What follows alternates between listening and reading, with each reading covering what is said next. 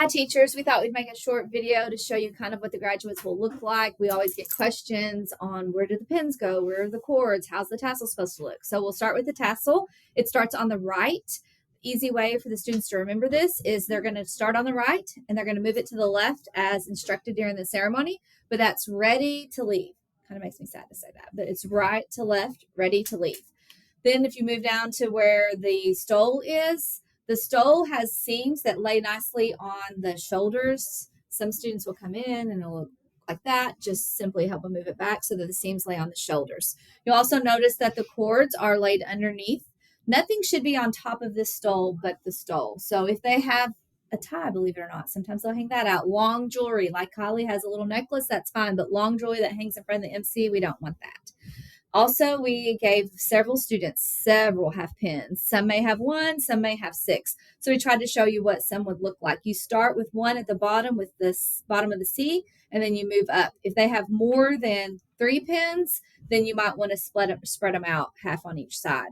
These pins and these cords are the only pins and cords a graduate can have. I can't impress upon you enough to please check for us. We've told the students this, but if they sneak by you, it's too late for us to catch them when they're walking across the stage. You guys are our first line that has to be able to let them know that these are what they were given at class night and that is what they can have.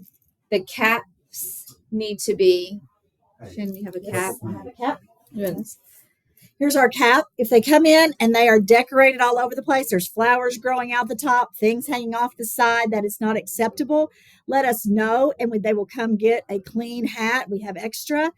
The students know this. They may come in and have just raised letters or rhinestones. That's fine. But we told the students the judge of that is this button in the middle, as long as it does not raise above the button so they can look and see. And if it's not higher than that, the cap is acceptable and nothing hanging off the side. Again, if you have that issue, let us know and we will bring you a clean cap. Typically, girls this evening are actually not our dress codes that we have to watch the most. It's really the boys. All of them for shoes. So all of them need dress shoes on, no tennis shoes at all, girls or boys.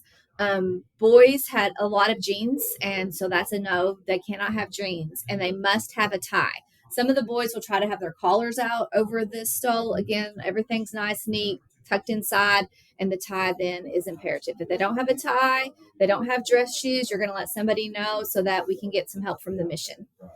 Also, Jordan Palmieri will be checking the 1100 and 1300 hallways. So those that are in charge of rooms, keep up with your roster, start taking the rosters and checking people off. Around 6:30, she's going to come around and get the heads up on yes, thumbs up, all my kids are here. She's going to also start taking names of anybody not here in the room they're assigned to and their name so that administrators can keep up with that. She'll come around often, and then as you see her, let her know that your room is here.